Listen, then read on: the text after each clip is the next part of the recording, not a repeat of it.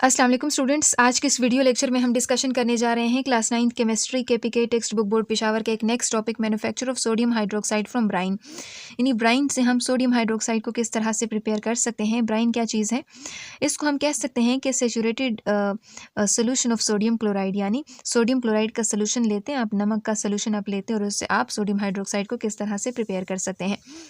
इससे पिछले वीडियो में हमने देखा था कि सोडियम क्लोराइड से हम सोडियम मेटल को किस तरह से प्रिपेयर करते हैं, और आज हम देखेंगे सोडियम क्लोराइड से, इन सोडियम क्लोराइड का सोल्यूशन हम लेंगे और उसको हम सोडियम हाइड्रोक्साइड के अंदर किस तरह से कन्वर्ट करते हैं, किस तरह से उससे सोडियम हाइड्रोक्साइड बना सकते हैं। तो सबसे पहले यहाँ पे डेफिनेशन देखेंगे कि ये क्या चीज़ है। कहते हैं a concentrated aqueous solution of sodium chloride NaCl brine is placed in a special apparatus known as Nelson cell for the manufacture of sodium hydroxide. अब कहते हैं यहाँ पर कि जो एक्वस सोल्यूशन होता है ना, अगर हम लेते हैं सोडियम क्लोराइड का, उसको एक स्पेशल काइंड ऑफ अपरेटस के अंदर रखते हैं जिसको हम नेल्सन सेल कहते हैं। तो जब इस नेल्सन सेल के अंदर उसको रखते हैं तो हम सोडियम हाइड्रोक्साइड को इसके ज़रिए से प्रिपेयर कर सकते हैं। तो चलिए देखते हैं नेल्सन सेल क्या है, इसके बाद आगे देखेंगे। सबसे पहले नेल्सन सेल अगर आपसे पूछा जाए कि कौन से प्रिंसिपल के ऊपर काम करता है, तो ये इलेक्ट्रोलिटिक सेल का आप लोगों ने कॉन्सेप्ट पढ़ा था। इलेक्ट्रोलिटिक सेल, इस कॉन्सेप्ट, इस प्रिंसिपल के ऊपर ही क्या करता है, काम करता है। अब अगर आपके माइंड में हो इलेक्ट्रोलिटिक सेल कौन सा प्रिंसिपल होता है, इसमें हमने देखा था कि इलेक्ट्रिकल एनर्जी को केमिकल एनर्जी के अंदर किस तरह से कन्वर्ट किया जाता है। जैसे फॉर एग्जांपल आपके पास क्या एक बैटरी है, बैटरी की एक पॉजिटिव टर्मिनल है, दूसरा इसका नेगेटिव टर्मिनल है। तो एक इलेक्ट्रोड को बैटरी के पॉजिटिव टर्मिनल के साथ कनेक्ट करते हैं और एक इलेक्ट्रोड को बैटरी के नेगेटिव टर्मिनल के साथ आप कनेक्ट कर देते हैं। तो आप इलेक्ट्रिकल एनर्जी को केमिकल एनर्जी के अंदर क्या करते हैं, कन्वर्ट करते हैं, यानी केमिकल इलेक्ट्रिकल एनर्जी के जरिए केमिकल रिएक्शन आप करवा रहे हैं। तो इस तरह के सेल्स को हम इलेक्ट्रोलिटिक सेल का नाम देते हैं और ये जो नेल्सन सेल है ये इलेक्ट्रोलिटिक सेल के प्रिंसिपल के ऊपर काम करता है।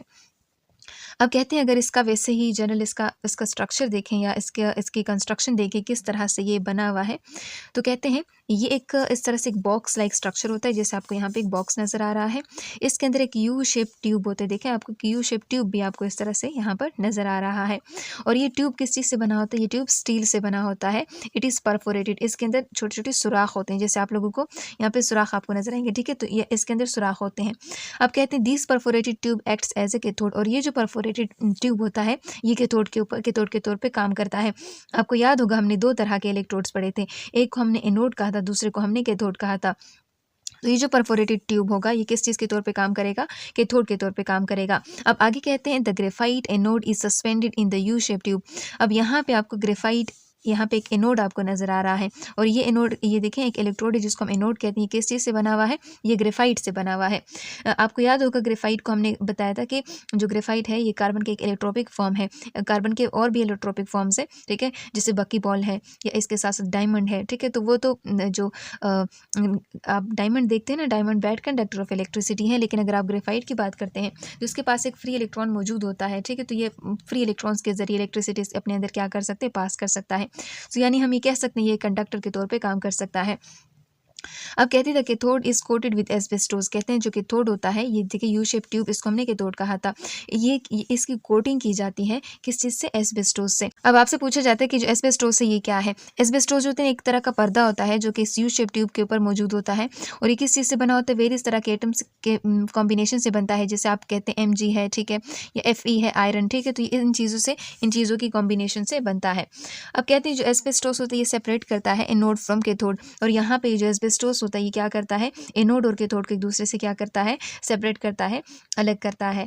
अब आगे कहते हैं कि during the electrolysis the chlorine is produced at the anode. अब देखो इलेक्ट्रोलिसिस का प्रोसेस क्या होगा, हमने कहा था कि इलेक्ट्रिसिटी के जरिए हम क्या करते हैं, एक सेपरेशन करते हैं चार्जेस की, ठीक है। आप देखें यहाँ पर हमने कहा था ना सोडियम क्लोराइड, तो इसमें कहते हैं जो इलेक्ट्रोलिसिस का प्रोसेस होगा इस दौरान क्लोरीन कौन से इलेक्ट्रोड के ऊपर डिपॉजिट होगा, वहाँ कहाँ पे प्रोड्यूस होगा, एनोड के ऊपर।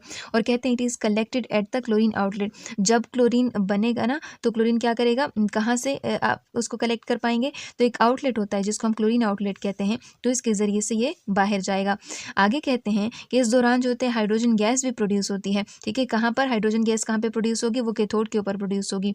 अब ये कहाँ जाएगी, इसके लिए अपना आउटलेट होगा, अपना इनके लिए रास्ता होगा। देखें यहाँ से, तो ये क्या होगा, ये हाइड्रोजन आउटलेट कहलाएगा। इस तरह से आगे कहते हैं during this reaction sodium hydroxide is also produced. अच्छा, इस दौरान सोडियम हाइड्रोक्साइड भी प्रोड्यूस होता है। और उसके लिए कहाँ जाएगा, कहते हैं sodium hydroxide is collected at the catch basin placed under the U shape tube. अब इसके लिए अपना रास्ता बना हुआ है और इसके ज़रिए से वो क्या करेगा, उसको कलेक्ट किया जाएगा। यहाँ पे आपको नीचे से एक यहाँ पे देखें एक रास्ता आपको नजर आएगा, यहाँ से हम सोडियम हाइड्रोक्साइड को कलेक्ट कर सकते हैं। अब आगे कहते हैं कि in this process the hydrogen, chlorine and sodium hydroxide are produced at same time. अब देखिए यहाँ पे हाइड्रोजन गैस भी आपको मिल रही है, क्लोरीन गैस भी आपको मिल रही है और सोडियम हाइड्रोक्साइड भी आप यहाँ से आपको मिल सकती है। तो आपसे एमसीक्यूज में पूछा जाता है कि नेल्सन सेल के दौरान किस चीज़ की यहाँ पे प्रोडक्शन होती है। तो यहाँ पे हाइड्रोजन गैस है, क्लोरीन गैस और यहाँ पे सोडियम हाइड्रोक्साइड, ये तीनों चीज़ें जो है आपको यहाँ पर मिल रही हैं।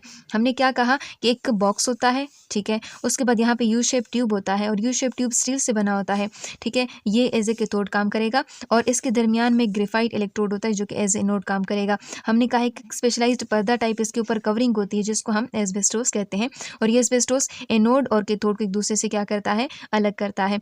इस दौरान यहाँ पर 3 तरह की चीज़ें बनती है। एक है क्लोरीन गैस। क्लोरीन गैस जो होगी ये कहाँ पे बनेगी, ये एनोड के ऊपर बनेगी और यहाँ पे इसको कलेक्ट किया जाएगा एक क्लोरीन आउटलेट के जरिए। दूसरा, यहाँ पे हाइड्रोजन गैस जो होगी कहाँ पे प्रोड्यूस होगी, ये कैथोड के ऊपर प्रोड्यूस होगी और ये कहाँ से कलेक्ट की जाएगी, इसके लिए अपना आउटलेट होगा। इसी तरह यहाँ पर सोडियम हाइड्रोक्साइड भी प्रिपेयर होता है और उसके लिए भी अपना एक आउटलेट होता है जैसे आपको यहाँ पर नजर आ रहा है। सो ये तो हमने इसका जनरल कंस्ट्रक्शन देखी। अब हम देखेंगे इसके केमिकल रिएक्शन के, यहाँ पे किस तरह के केमिकल रिएक्शन आपको देखने को मिलते हैं। अब देखो जब ब्राइन सोल्यूशन बनाया जाता है ना, यानी सोडियम क्लोराइड को जब पानी के अंदर डाला जाता है तो ये अपने आइंस के अंदर स्प्लिट हो जाता है, सोडियम आइन और क्लोराइड आइन के अंदर ये स्प्लिट हो गया। इसी तरह अगर कहीं फॉर एग्जांपल वाटर जो है अगर वो आयोनाइज हो तो वो वाटर जो है वो 2 तरह के आइंस में क्या हो जाता है, स्प्लिट हो जाता है, पॉजिटिव और नेगेटिव आइंस के अंदर ये स्प्लिट हो गया है। अब जब हम इस नेल्सन सेल को बैटरी के साथ कनेक्ट करेंगे, इलेक्ट्रोड को बैटरी के साथ कनेक्ट करेंगे तो यहाँ पर जो पॉजिटिव आइंस होंगे जैसे सोडियम है और हाइड्रोजन आइंस है, ये किसकी तरफ जाएंगे, कैथोड की तरफ। क्यों, क्योंकि जो कैथोड है इसके ऊपर नेगेटिव चार्जेस हैं और ये जो सोडियम और हाइड्रोजन आयन है ये पॉजिटिव चार्जेस हैं।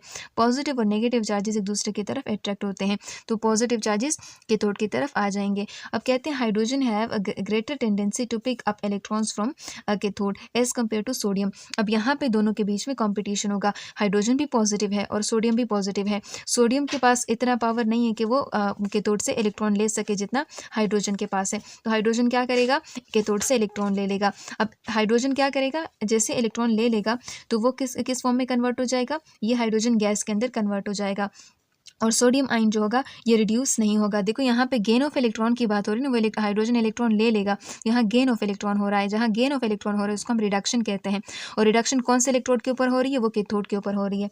और सोडियम जो है वो रिड्यूस नहीं होगा बल्कि वो किस चीज़ के साथ कंबाइन होगा, वो OH के साथ कंबाइन होगा। ठीक है, देखो यहाँ पर जो वाटर्स है, वाटर से हाइड्रोजन तो चला गया, OH रह गया, OH के साथ कौन कंबाइन करेगा, जो सोडियम है वो उसके साथ कंबाइन करेगा और सोडियम हाइड्रोक्साइड की सिंथेसिस हो जाएगी।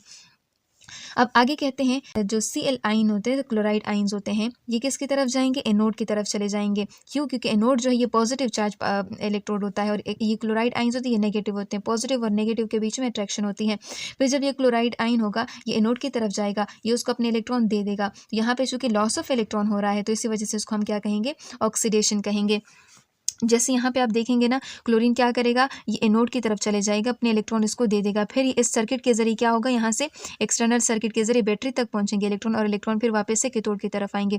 फिर इसके पास यहाँ पे कंपटीशन हो जाएगी हाइड्रोजन और सोडियम आइंस के बीच में। फिर जो हाइड्रोजन आइन है उसके पास इलेक्ट्रॉन लेने की सलाहियत ज़्यादा होगी, फिर ये कैथोड से क्या करेगा, इलेक्ट्रॉन ले लेगा और इस तरह से यहाँ पे देखें हाइड्रोजन जो है वो बाहर निकल जाएगा, सोडियम आइन रह जाएगा। अब चूंकि यहाँ वाटर के OH भी मौजूद था ना, तो ये सोडियम जो है ये इस OH के साथ कंबाइन करेगा और इस तरह से यहाँ पे सोडियम हाइड्रोक्साइड की सिंथेसिस हो जाएगी। चलिए एनोड के ऊपर कौन से रिएक्शन होते हैं, कैथोड के ऊपर कौन से होते हैं, आपकी बुक में कौन से दिए हैं इसको सबसे पहले देखते हैं। अब यहाँ पे देखें हाइड्रोजन आइंस है, ठीक है, इसने कैथोड से क्या किया, इलेक्ट्रॉन ले लिए हैं, गेन की, यह 2 हाइड्रोजन एटम के अंदर कन्वर्ट हुआ है। अब ये 2 हाइड्रोजन एटम एक दूसरे के साथ कंबाइन होते हैं और ये हाइड्रोजन गैस जो होती है वो बना लेते हैं और इसको फिर कलेक्ट किया जाता है हाइड्रोजन गैस आउटलेट के जरिए। ठीक है, अब बचता यहाँ पे क्या है, सोडियम आइन बचता है और वाटर का OH बचता है। ये दोनों एक दूसरे के साथ रिएक्शन कर लेते हैं और सोडियम हाइड्रोक्साइड बना लेते हैं। ठीक है, अब यहाँ पे गेन ऑफ इलेक्ट्रॉन चुके हुआ है ना कैथोड के ऊपर, तो यहाँ पे हम कह सकते हैं कि कैथोड के ऊपर क्या हुई है, रिडक्शन हुई है।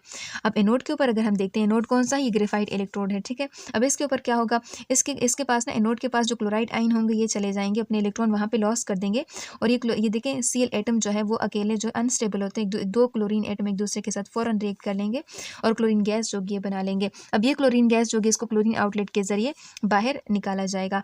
इसी तरह ओवरऑल रिएक्शन अगर हम देखें तो इसमें जो सोडियम क्लोराइड है इसका वाटर के साथ इसका सोल्यूशन बनाया जाता है, फिर इसमें इलेक्ट्रिसिटी पास होती है और इस दौरान क्या होता है, सोडियम हाइड्रोक्साइड की सिंथेसिस होती है, हाइड्रोजन गैस बनता है और क्लोरीन गैस जो होती है यहाँ पे सिंथेसाइज होती है। तो मतलब हम ये कह सकते हैं कि जो नेल्सन सेल है इसके प्रोडक्ट्स जो है वो ये 3 हैं।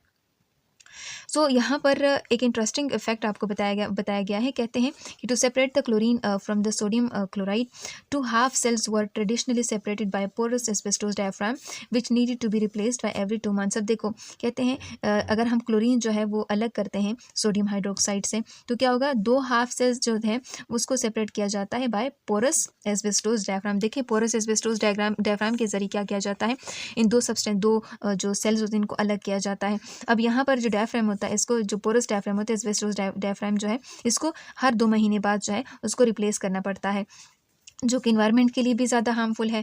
और जो अगर इतनी ज़्यादा लार्ज क्वांटिटी जो होगी वो डिस्पोज होगी इन्वायरमेंट के अंदर तो जिससे इंसानों को बहुत ज़्यादा नुकसान पहुंच सकता है, इंसानों के लिए टॉक्सिक है, उनको कैंसर इनसे हो सकता है, लंग्स प्रॉब्लम भी इनसे हो सकती है। तो लेकिन आजकल जो है इसके लिए जो एस्बेस्टोस होता है उसको रिप्लेस किया गया है वेरियस जो पॉलीमर्स होते हैं, पॉलीमर्स मुख्तलिफ सिंथेटिक केमिकल्स होते हैं, इनसे इसका जो ये एस्बेस्टोस की जगह इनकी जगह ये पॉलीमर लगा दिए जाते हैं और इसको इतनी जल्दी रिप्लेस करने की ज़रूरत भी नहीं पड़ती। दूसरा कि इतने टॉक्सिक भी नहीं होते। पॉलीमर क्या होते हैं, पॉली मीन्स मैनी, मर मतलब यूनिट्स, यानी बहुत सारे यूनिट से बना हुआ एक सब्सटेंस होता है और ये सिंथेटिक होते हैं। सो ये तो हमने देख लिया नेल्सन सेल के बारे में। नेल्सन सेल में क्या होता है, ये एक इलेक्ट्रोलिटिक सेल के प्रिंसिपल के ऊपर काम करेगा, इलेक्ट्रिकल एनर्जी को केमिकल एनर्जी के अंदर कन्वर्ट करता है और इसके अंदर क्या होता है, ब्राइन सोल्यूशन यानी सोडियम क्लोराइड सोल्यूशन से हम क्या करते हैं, सोडियम हाइड्रोक्साइड को प्रिपेयर करते हैं। एक यू शेप ट्यूब होता है, इसमें जो यू शेप ट्यूब होता है जैसे कि थोट काम करेगा और इनके दरमियान इलेक्ट्रोड होता है, ग्रेफाइट इलेक्ट्रोड होता है जो कि एनोड के तौर पर काम करता है।